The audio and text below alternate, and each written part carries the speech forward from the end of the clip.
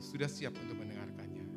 Hanya di dalam nama Tuhan kami Yesus Kristus kami sudah berdoa, mengucap syukur dan akan sambut firman-Mu. Haleluya. Mari kita yang percaya bersama kita katakan amin. Puji Tuhan, silakan duduk kembali Bapak Ibu sekalian. Shalom Bapak Ibu yang dikasihi oleh Tuhan Yesus Kristus, juga bagi Bapak Ibu Saudara yang mengikuti ibadah ini secara online. Kita bersyukur di pagi hari ini kita boleh bersama-sama berada dalam rumah Tuhan. Setelah sekian lama mungkin kita melewati masa-masa yang kita tidak bisa bertemu satu dengan yang lain, tapi ada satu kerinduan di dalam hati kita, yaitu ibadah online tidak bisa menggantikan ibadah onsite. Betul ya? Karena kita sebagai manusia, makhluk sosial, kita perlu untuk bertemu satu dengan yang lain. Dan bersyukur pada pagi hari ini kita boleh bersama-sama beribadah di dalam rumah Tuhan.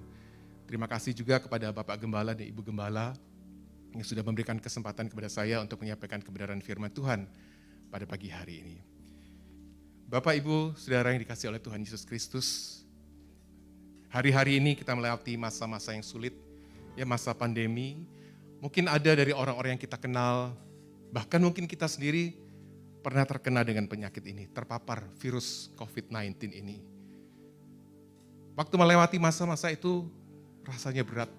Ya, saya ingat beberapa bulan yang lalu, begitu mendengarkan kabar, banyak sekali kabar-kabar yang menakutkan. Ya, kalau kita baca WA isinya, waduh, betul-betul menakutkan. Tetapi kita melewati semuanya itu. Pada waktu kita terkena penyakit ini ataupun penyakit yang lain, pasti ada satu keinginan dalam hati kita, yaitu untuk menjadi sembuh.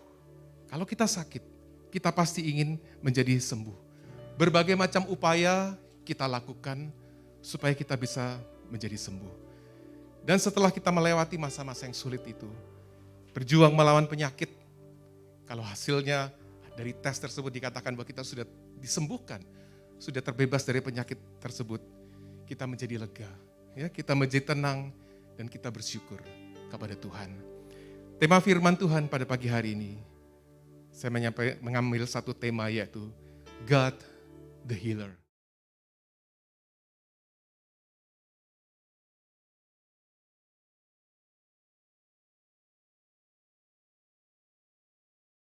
Mereka mengalami sakit penyakit, melewati masa-masa sulit dalam kehidupan mereka, tetapi mereka disembuhkan oleh Tuhan.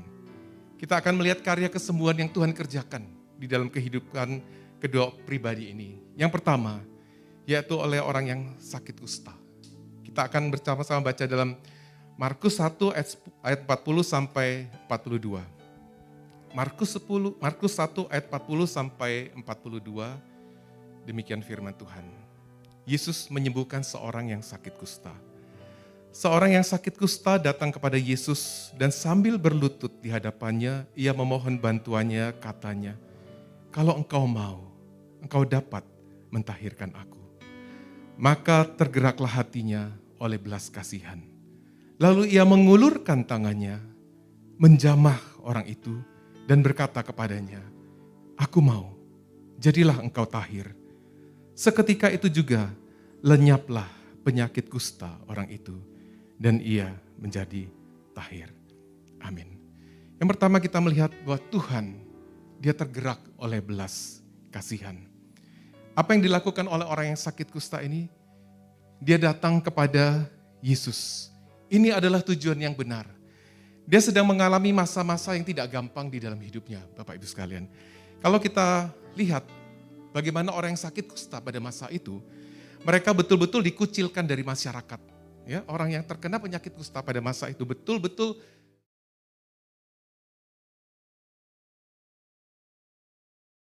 oleh imam. Ya, jadi imam ini akan menentukan apakah dia ini positif atau negatif.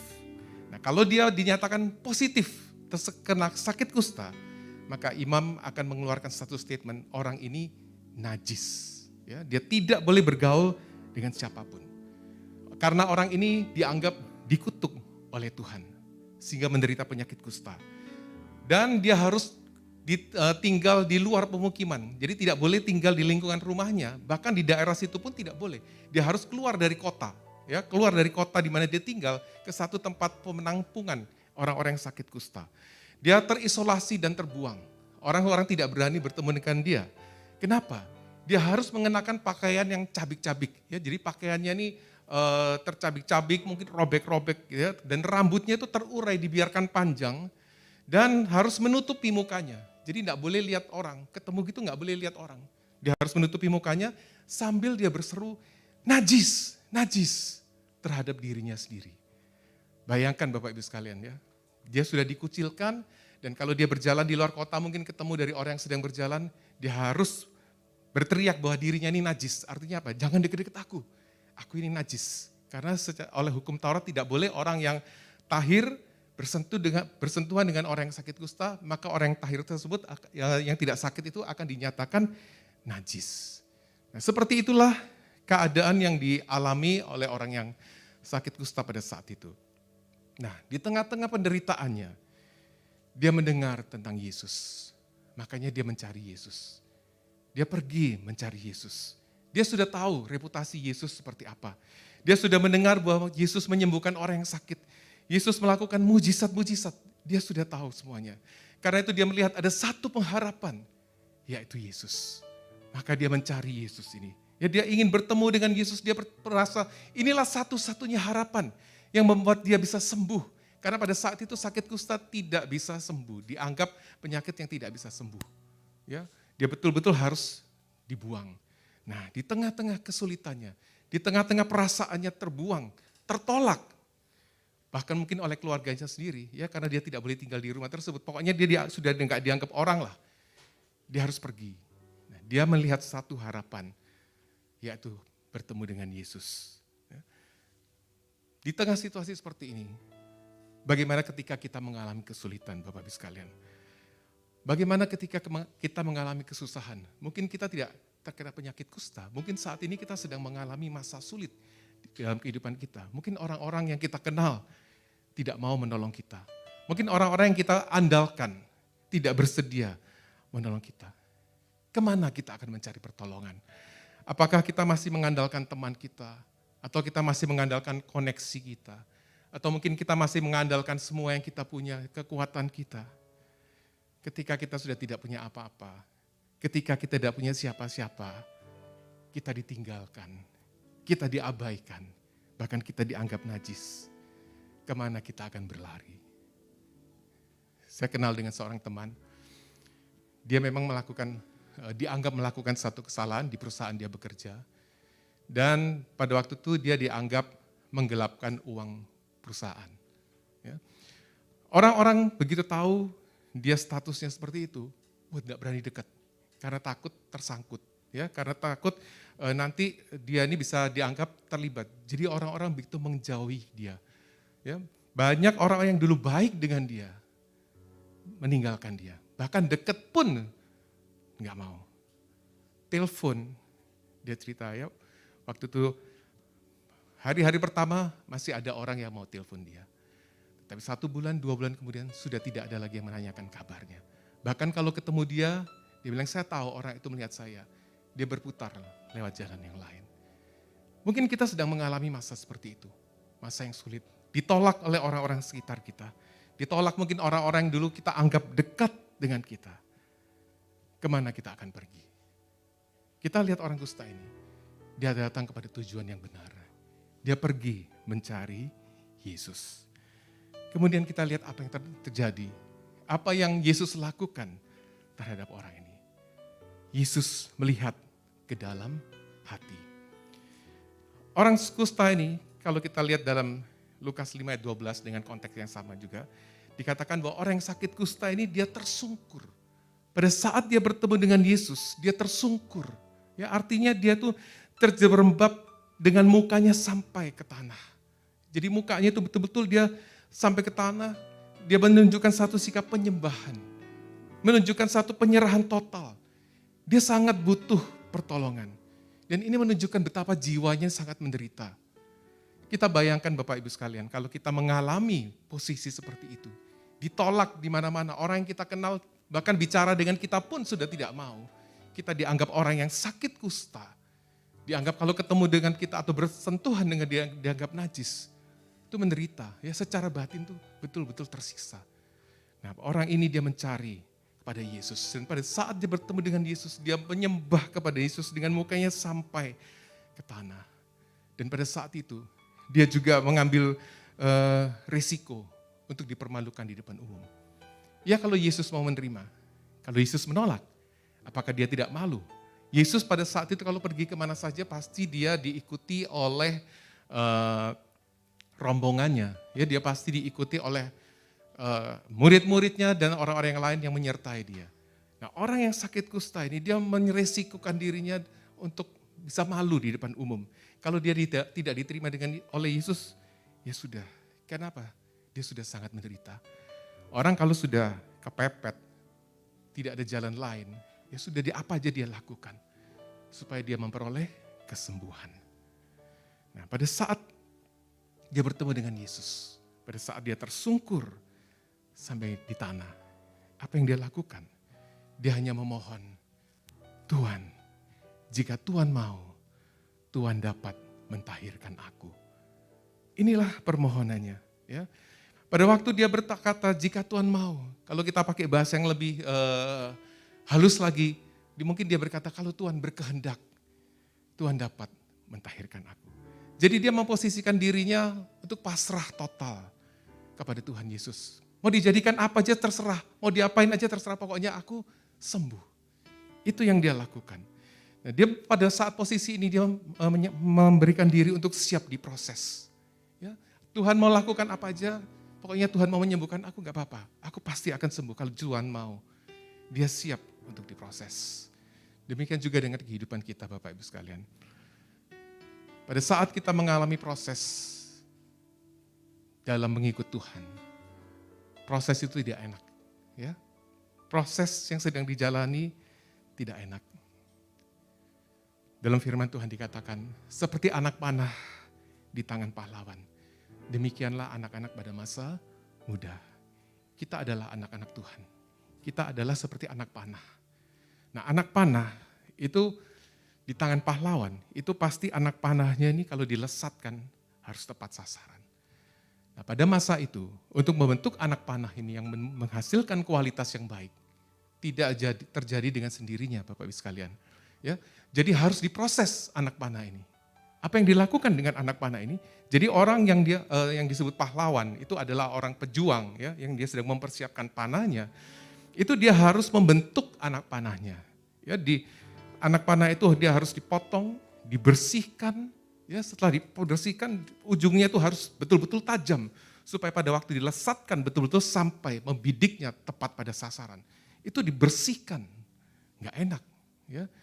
Belum lagi dipanaskan. Kalau dia masih bengkok-bengkok dipanaskan, diluruskan sampai betul-betul dia lurus dan kuat. Coba berkali-kali sampai betul-betul dia prosesnya itu betul sempurna. Baru diletakkan di tabung panah untuk siap berperang. Demikian juga kita dengan Tuhan. Kita diproses. Diproses itu nggak enak. Kita merasakan sakit. Kita merasa tidak nyaman.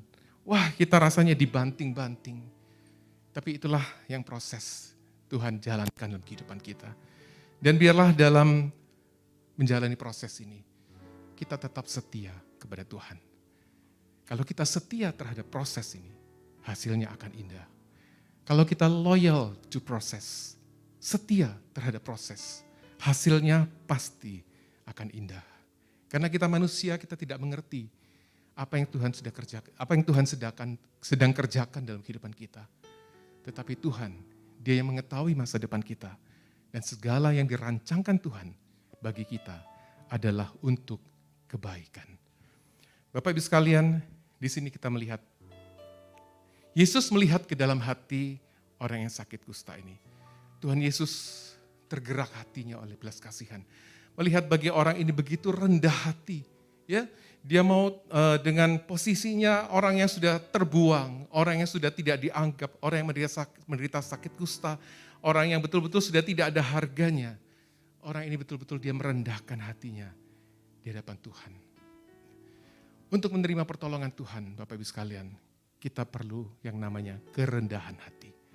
Kalau kita masih tinggi hati, Tuhan akan membiarkan proses itu berjalan sampai kita betul-betul tersungkur di hadapan Tuhan.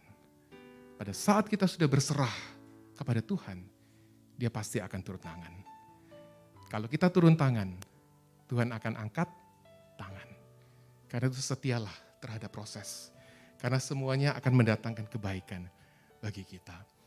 Bapak Ibu sekalian, orang yang sakit kusta ini dia tidak memaksakan kehendaknya kepada Tuhan. Dia tidak memaksa untuk mengatur Tuhan. Kita kalau berdoa kadang-kadang minta, Tuhan sembuhkan aku, pokoknya sembuhkan, tidak mau tahu, pokoknya sembuhkan aku. Tapi orang yang sakit kusta ini, dia dengan rendah hati dia berkata, Tuhan, jika Tuhan mau, Tuhan dapat mentahirkan aku. Ini menunjukkan dia percaya penuh kepada kuasa Yesus. Dia betul-betul percaya kepada kuasa Yesus sanggup menyembuhkan.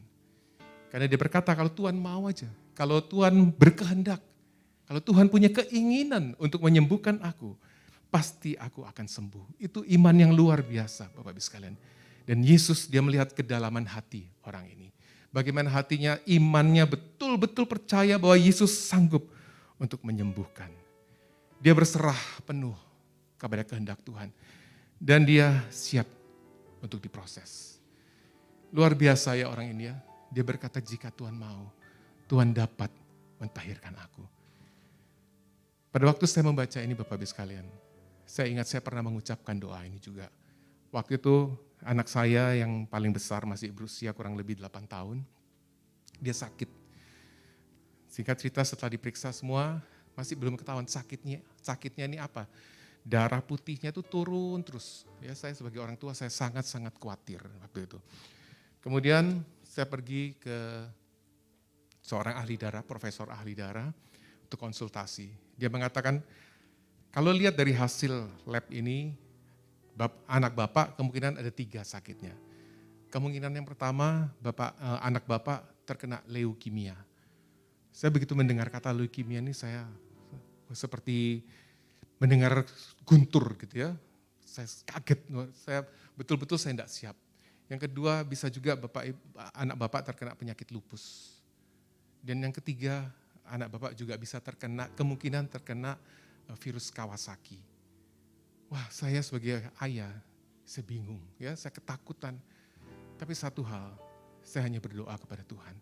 Saya hanya minta sama Tuhan, Tuhan saya tidak mengerti, tapi tolong kalau Tuhan bisa menyembuhkan anak saya. Waktu saya di tengah kebingungan, saya galau gitu ya, tidak tahu harus berbuat apa. Saya mengambil waktu sebentar saja di rumah sakit, saya berdiam diri sejenak, berdoa kepada Tuhan. Dan saya diingatkan ayat ini. Saya diingatkan untuk baca orang yang sakit kusta. Saya bilang, Tuhan, anak saya nggak sakit kusta. Kok saya disuruh baca orang yang sakit kusta? Baca firman. Saya baca. Dan pada waktu saya sampai kepada ayat ini, yang mengatakan, jika Tuhan mau, Tuhan dapat mentahirkan aku. Ini menjadi rema buat saya. Saya doakan, ya Tuhan, aku berserah. Jika Engkau mau, Kau sanggup menyembuhkan anak saya. Dan waktu itu saya melihat anak saya sudah tidur. Ya, sebagai ayah, saya bilang, aduh kalau bisa sakitnya itu ke saya aja. Jangan anak saya yang sakit. Dan pada waktu malam dia bangun, saya ajak dia berdoa. Saya ceritakan tentang orang yang sakit ini, saya bilang, tadi waktu Papa berdoa, Papa mendapat ini, kamu doa ya, kamu mengucapkan. Saya ajar dia berdoa, saya suruh katakan, kalau Tuhan mau, Tuhan dapat menyembuhkan. Nama anak saya Flo waktu itu. Tuhan dapat menyembuhkan Flo. Saya suruh dia ucapkan.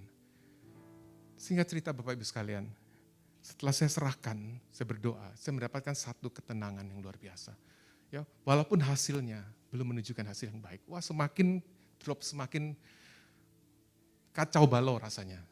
Tetapi satu hal, saya sudah diteguhkan oleh firman Tuhan. Dan akhirnya saya mengambil keputusan dengan istri untuk membawa anak kami pulang. Dokter bilang sudah mau dirawat di rumah juga boleh, pulang sambil di rumah dirawat, sambil terus doakan. Dokter bilang 2 minggu lagi diperiksa. Ya, kalau hasilnya semakin buruk darah putihnya, dia harus tes kanker. Tapi kalau tidak, berarti tidak perlu.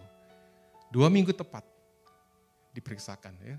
Selama itu kami terus berdoa, memohon kepada Tuhan, tapi kami tidak memaksa Tuhan. Kami hanya berkata kalau Tuhan mau, Tuhan dapat menyembuhkan anak kami.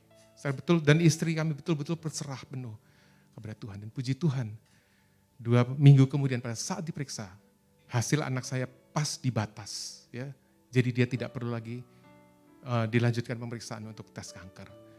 Dari sini saya merasa luar biasa. Ya, makanya setiap saya membaca ayat ini, saya dikuatkan kembali. Betapa Tuhan itu punya otoritas di dalam kehidupan kita. Apapun masalah yang sedang kita hadapi, mungkin itu masalah sakit penyakit, mungkin itu masalah keuangan, mungkin itu masalah hubungan di dalam rumah tangga, antara suami dan istri, orang tua dan anak, atau saudara dengan saudara. Apapun yang kita alami, berserahlah kepada Tuhan. Katakan kalau Tuhan mau, Tuhan dapat mentahirkan aku. Tuhan dapat menyembuhkan kami. Tuhan dapat memulihkan kami. Sambil kita terus melakukan bagian kita. Kemudian apa yang terjadi Bapak Ibu sekalian? Pada saat Tuhan Yesus melihat orang ini, bagaimana hatinya ini sungguh-sungguh diserahkan kepada Tuhan. Bagaimana dia sungguh-sungguh minta kesembuhan yang dari Tuhan dengan sikap kerendahan hatinya. Apa yang dilakukan oleh Tuhan Yesus? Dia menyembuhkan orang yang sakit kusta itu. Melihat tindakan yang dilakukannya, ya, Yesus betul-betul dia tergerak oleh belas kasihan. Yesus ini dia penuh dengan, hatinya penuh dengan kelemah lembutan, hatinya penuh dengan kasih.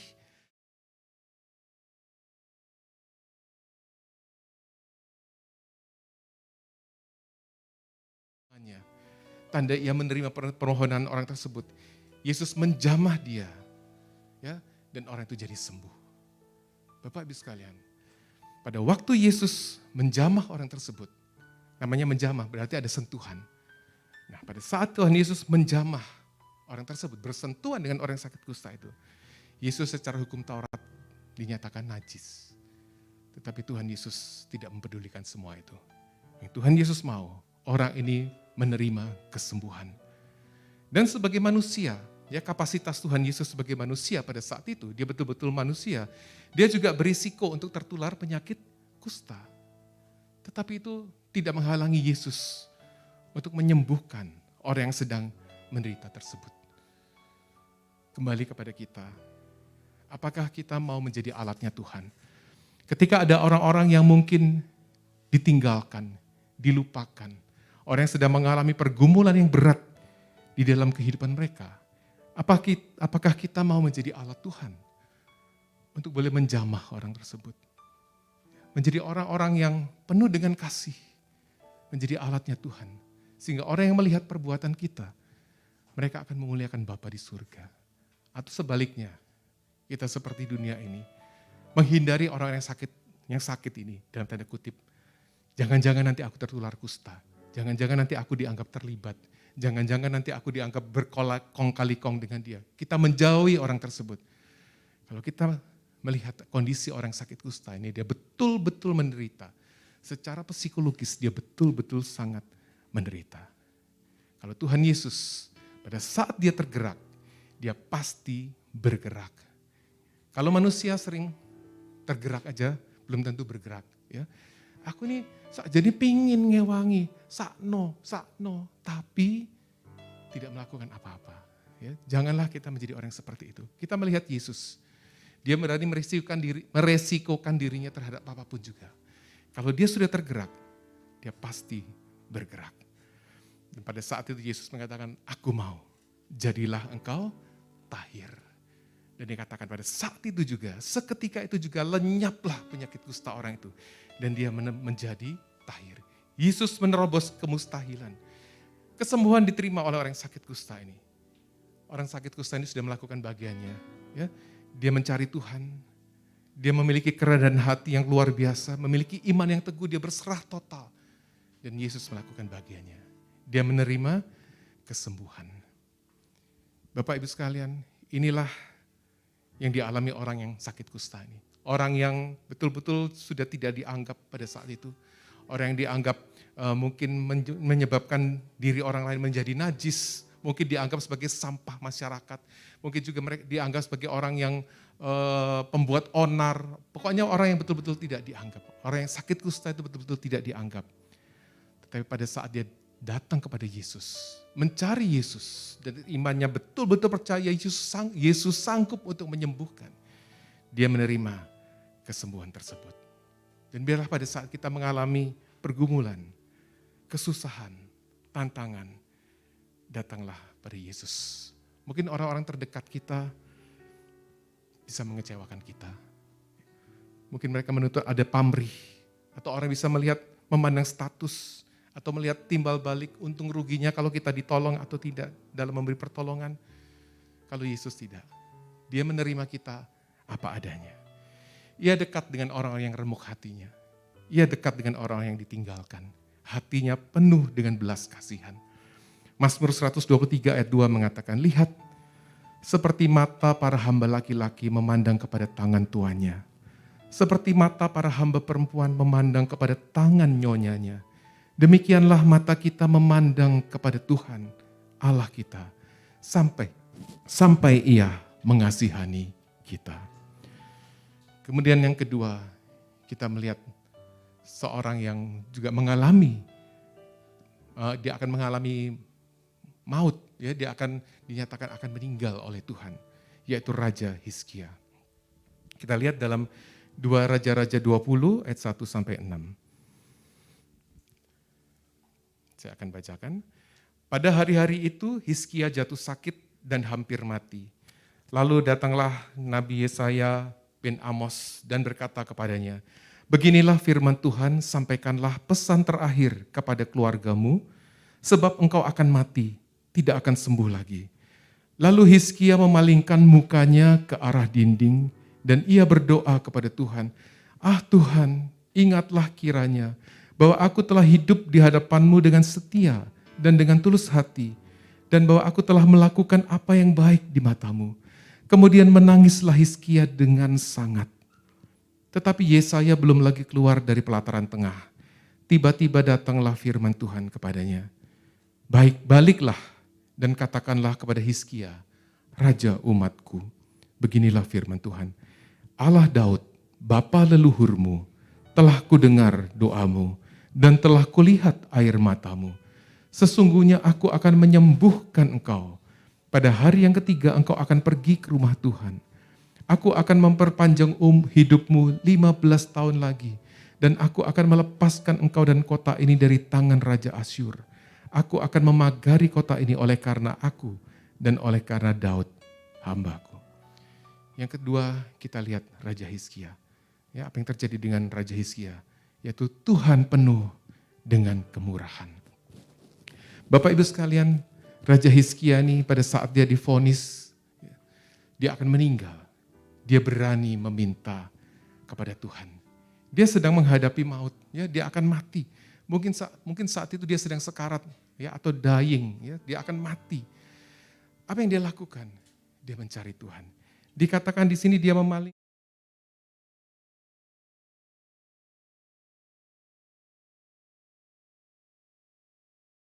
ke arah dinding. Ternyata pada waktu dia memalingkan mukanya ke arah dinding, yaitu dia menghadapkan mukanya ke arah rumah Allah dan berdoa. Di sini kita lihat kembali lagi dia mencari Tuhan dan dia berdoa. Kita tahu reputasi Raja Hizkia ini. Ya, dia ini adalah seorang raja Yehuda yang saleh. Hidupnya benar di hadapan Tuhan seperti Daud bapa leluhurnya. Dan dia dikatakan menjauhkan dan menghancurkan pemujaan berhala di Yehuda. Dia percaya dan berpaut kepada Tuhan. Dan dikatakan dia selalu disertai Tuhan sehingga selalu beruntung. Wah, kurang apa saudara ya? Ini orang yang betul-betul sudah melakukan kebenaran firman Tuhan. Dia sudah melakukan semua bagiannya. Tetapi dia juga menemui masalah ya. Masalahnya besar, dia akan mati. Dan itu Tuhan sendiri yang bilang, sudah kasih pesan terakhir. Sebentar lagi kamu akan mati. Tetapi pada saat dia mengalami semuanya itu, menghadapi sesuatu yang rasanya mustahil, ya, sesuatu yang dia bayangkan begitu gelap di hadapan dia akan mati. Dia mencari Tuhan, mengarahkan pandangannya ke rumah Allah dan dia berdoa. Dia berani mengutarakan isi hatinya. Dan dikatakan dia menangis dengan sangat, dia memohon kepada Tuhan. Dengan hati yang hancur, dia mendekatkan diri kepada Tuhan, mencari Tuhan. Kembali kepada tujuan yang benar. Dia mencari Tuhan untuk boleh menyembuhkan dia. Dan apa yang terjadi? Tuhan meresponi doa dari Raja Hizkia. Dikatakan Tuhan mendengarkan doanya. Tuhan melihat air matanya yang jatuh, ya. Air mata kita ini ditampung di kirbat Tuhan. Tuhan tahu setiap tetesan air mata yang keluar dari mata kita. Apa yang ada di balik setiap tetesan air mata itu? Tuhan tahu. Dan Tuhan melihat bagaimana kehidupan Raja Hizkia, antara doa yang diucapkannya dan dengan kehidupan yang dijalannya, memang betul. Hizkia adalah orang yang betul-betul takut kepada Tuhan. Orang yang hidup berkenan di hadapan Tuhan. Tapi sekali lagi kita lihat di sini, hidup dan mati ada tangan Tuhan. Itu semua otoritas Tuhan. Ya, jangan kita berpikir percuma ya, buktinya Raja Hizkia loh, sudah nurut Tuhan, sudah hidupnya benar, toh yang bakal mati.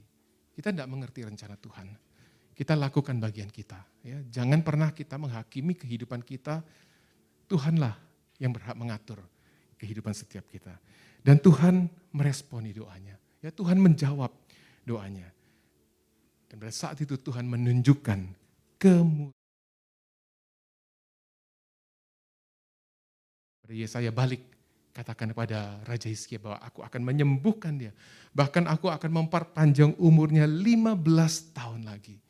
Luar biasa ya, Tuhan kasih bonus 15 tahun lagi. Satu kesempatan untuk hidup lagi. Tuhan kasih kesempatan kepadanya untuk terus meneguhkan imannya kepada Tuhan. Ya, dia mendapatkan kesempatan untuk bisa imannya bertumbuh terus di dalam Tuhan. Tuhan dapat mengubah kehidupan seseorang menurut kehendaknya. Otoritas Tuhan yang membuat seseorang menjadi sembuh atau tidak. Ya. Dan bahkan dikatakan di dalam masa 15 tahun itu, Tuhan bahkan mengaruniakan seorang anak kepada Raja Hizkia yang bernama Manasya. Siapa Manasya? Manasya ini adalah seorang raja yang nantinya ternyata hidupnya juga dimenangkan oleh Tuhan. Dari sini kita melihat kembali, saudara. Dari seorang ayah yang takut akan Tuhan. Kalau mendidik anaknya dalam takut akan Tuhan, anaknya juga akan menjadi berkat. Ya, anaknya juga akan hidup menjadi berkat. Inilah peran seorang ayah. Dari seorang kepala keluarga yang benar. Dari seorang kepala yang hidupnya dipersembahkan bagi Tuhan. Firman Tuhan mengatakan anak-anaknya akan diberkati oleh Tuhan. Itu kunci para ayah. Ya. Biarlah hidup kita para ayah ini berkenan di hadapan Tuhan. Sehingga anak-anak kita melihat teladan yang baik. Dan mereka mencontoh apa yang kita sebagai ayah lakukan di dalam mendidik mereka. Jadi di sini Bapak Ibu sekalian kita melihat bagaimana Hizkia berani meminta kepada Tuhan. Kalau kita sedang mengalami masa-masa sulit, kita sedang mengalami tantangan, kita mengalami pergumulan, minta kepada Tuhan. Jangan pernah kita berkata, kok rasanya minta terus ya, aku sungkan sama Tuhan. Jangan saudara, ya. Rugi kalau kita sungkan sama Tuhan. Tuhan loh selalu membuka hatinya untuk kita. Berdoa dan mintalah kepada Tuhan.